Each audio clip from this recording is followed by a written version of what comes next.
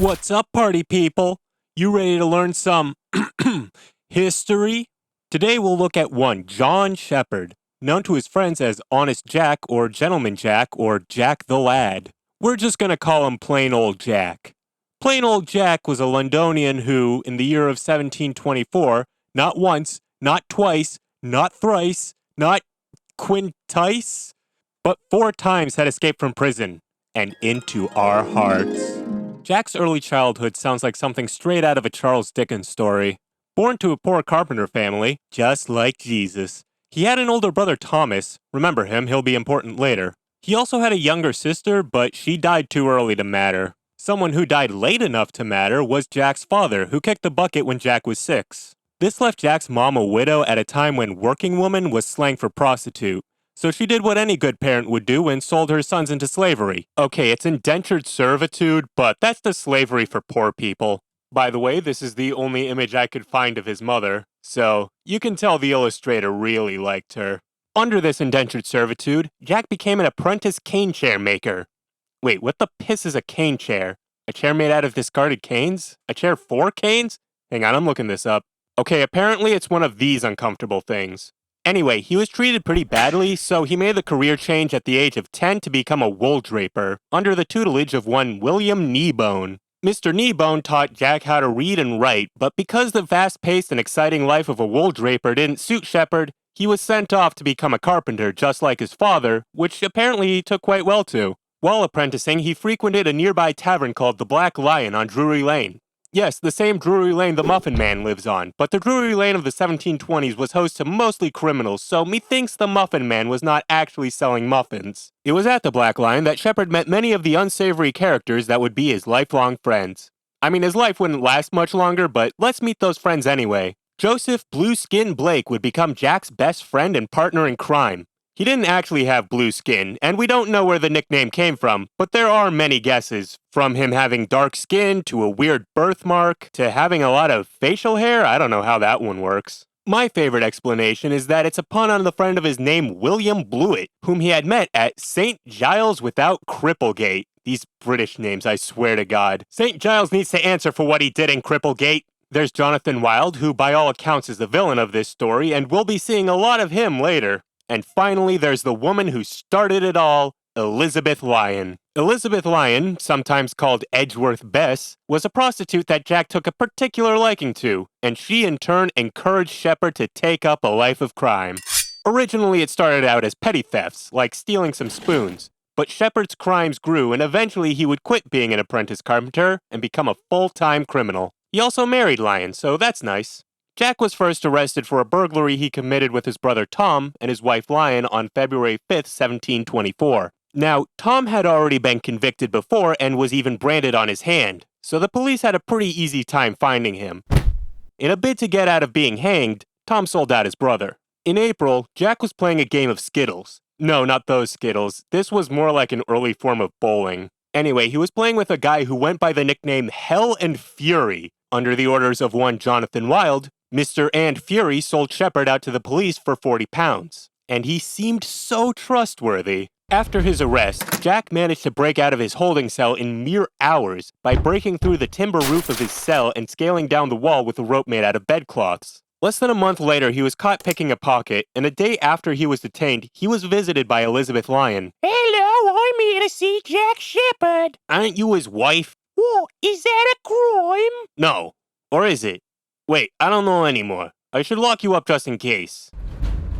Hi, honey, how'd you get in here? Apparently, it's illegal to be married to a criminal now. Wait, it wasn't before? 5 days later, they had filed away both of their manacles and the bars from their cell, and they used a rope of bedsheets to scale down to safety.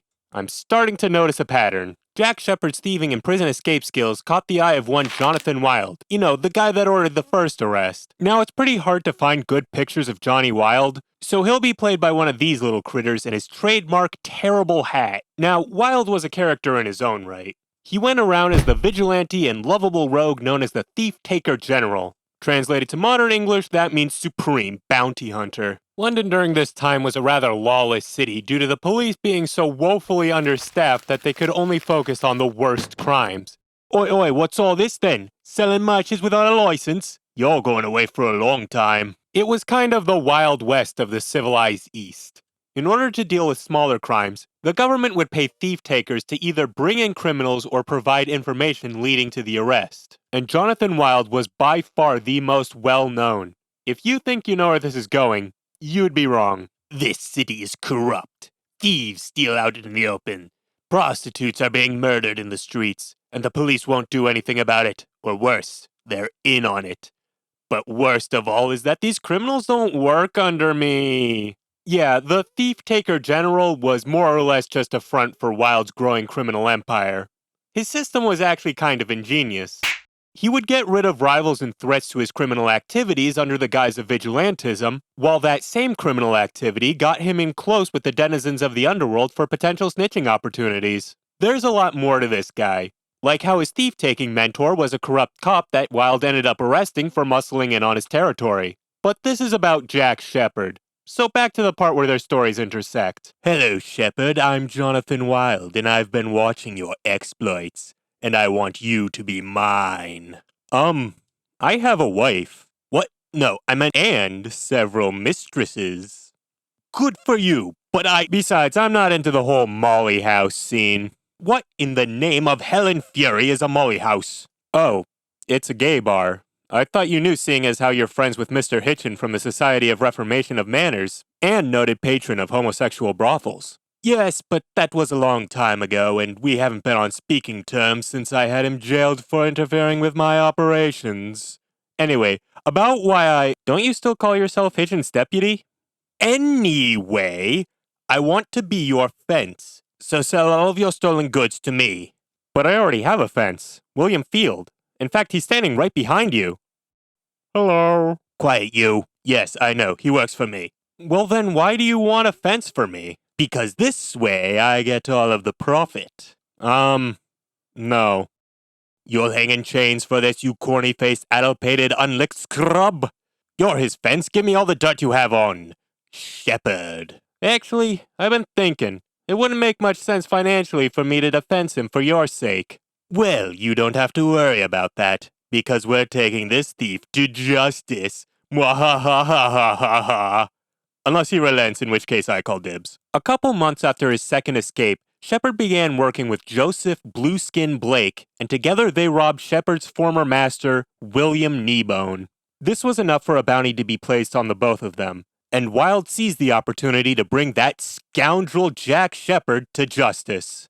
Problem was that Jack wasn't in London. William Field informed him that Jack and Blueskin were working as highwaymen somewhere on Hampstead Road. To get his exact location, Wild plied Sheppard's wife Lion with alcohol until she betrayed him. I could never betray my husband on an empty liver. What a loving relationship.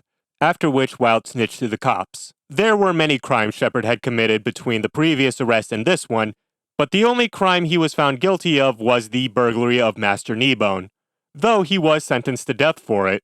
On the very same day his death warrant arrived, Sheppard escaped when he was visited by Lion and someone named Pole Maggot. And that's all the information I have on that person. Lion and Maggot distracted the guard while Sheppard removed an iron bar in the window used when talking to visitors. There was only one guard because the prisons were horrendously understaffed. After he slipped through the hole he made, Jack was then smuggled out in women's clothing.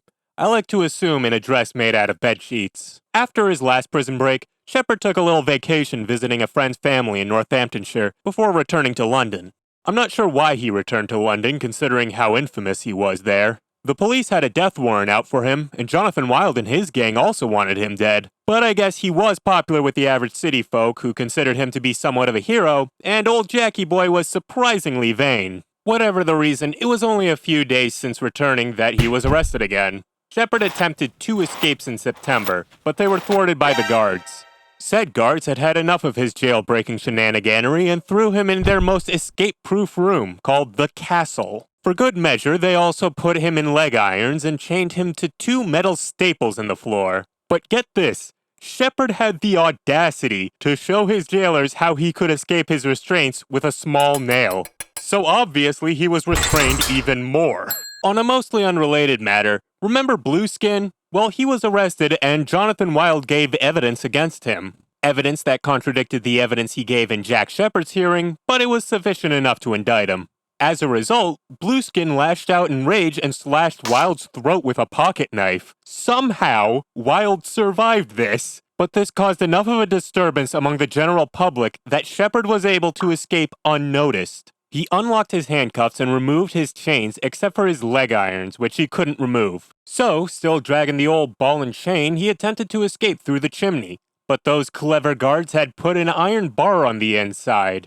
Like all the other iron bars in the previous escapes, he removed one of the bars with ease. But instead of climbing out through the chimney, he used that iron bar to break the ceiling and climb up into another cell. After penetrating the impregnable castle with his hard rod, Sheppard proceeded to break through 6 doors. Eventually, he made his way through the prison chapel and finally onto the roof. The roof has a 60-foot drop, and Jackie Boy forgot his bedsheets, so he had to run back and get one. And by one, I mean a single blanket which he used to slide down to the roof of a nearby house. From there, he escaped through the streets, eventually hiding in a cowshed. He got spotted by the barn's owner, but Sheppard convinced the owner that he had escaped from Bridewell prison, he was in Newgate, where he was imprisoned for neglecting his non-existent bastard son. And this made the barn owner let Jack stay the night, because who can't relate to criminal parental neglect? Sheppard was able to remove his leg iron after many days by bribing a passing shoemaker. Is that Black Quasimodo? The discarded manacle was found in the house of one of his mistresses. Kinky. The escape became a huge sensation at the time, with the journalist Daniel Defoe, author of Robinson Crusoe, writing that the devil himself helped Sheppard escape. 2 weeks after his final jailbreak, Jack Sheppard decided to party. He broke into a pawn shop on Drury Lane and stole a black silk suit, a silver sword, some rings, and a wig, as well as some other stuff to sell later. After dressing to the nines, he hit up the town with 2 of his mistresses. The next morning, he was arrested when the police found him drunk. This time, his jailers weren't letting him get out easily. They loaded him down with 300 pounds of iron weights and placed him in the middle stone room, where he could be easily monitored. So easily monitored that the jail would even charge high society members 4 shillings a pop just to see the famous Jack Sheppard. And at this time, Jack was very famous. Famous enough that the king's painter at the time even painted his portrait. People were petitioning the King George I to change his death sentence to a transportation charge. Let America sort him out. It's the day of Sheppard's execution, and Jack's feeling pretty good. Despite his friend Blueskin being hanged 5 days earlier to not much fanfare, Jack was being paraded through the streets of London with a pint of sherry in his hand, and as many as 200,000 people showed up and are cheering for him and celebrating his accomplishments. But to top it all off, he's got a little trick up his sleeve. Hey, what's he got up his sleeve? It's a knife. Oh, good thing we caught that. He could have hurt himself. Don't worry, we'll give it back to you after your execution. Jack was fucked. Lacking his means of escape, Jack Sheppard walked up to the gallows, where he was hanged. It wasn't a clean hanging, though. Due to his slight build and small stature, it was a slow death by strangulation. The crowd of spectators loved this guy so much that they stopped his body from being removed, inadvertently stopping his friends from trying to bring his bodies to a doctor to try and resuscitate him. As for Jonathan Wild, while the knife to the throat that Blueskin gave him failed to do Wild in, it led to a much worse downfall. The slash incapacitated him for weeks, which weakened his grip on his criminal gang, and the popularity of Jack Sheppard had turned the public opinion against the Thieftaker General. Wild would be arrested in February and subsequently executed in May after members of his own gang brought evidence of his misdeeds against him. Following his death, newspapers wrote of Sheppard's deeds. He became even more famous than when he was alive. Stories of Honest Jack, both factual and fictional, began being printed as pamphlets and broadsheets, and ballads were sung in his name. A musical stage production called Harlequin Sheppard, a scene and grotesque characters, debuted just 2 weeks after his execution. Now, as the centuries passed, Jack Sheppard would eventually fade into relative obscurity. You might find a reference to him like the 1969 movie Where's Jack, but Sheppard's legacy can be more strange and long-lasting than you may initially realize. The most famous production about Jack was The Beggar's Opera, where he was the inspiration for the character Captain McHeath. 2 centuries later, The Beggar's Opera would be adapted in Germany as The Threepenny Opera, where McHeath would be introduced on stage by the song Mac the Knife. Der Haifisch, der hat Zähne und die trägt er Ist hat ein Messer, doch das Messer sieht man nicht. Which would then go on to be adapted by McDonald's in their Mac Tonight commercials. Yeah, the Moon Man, that's Jack Sheppard.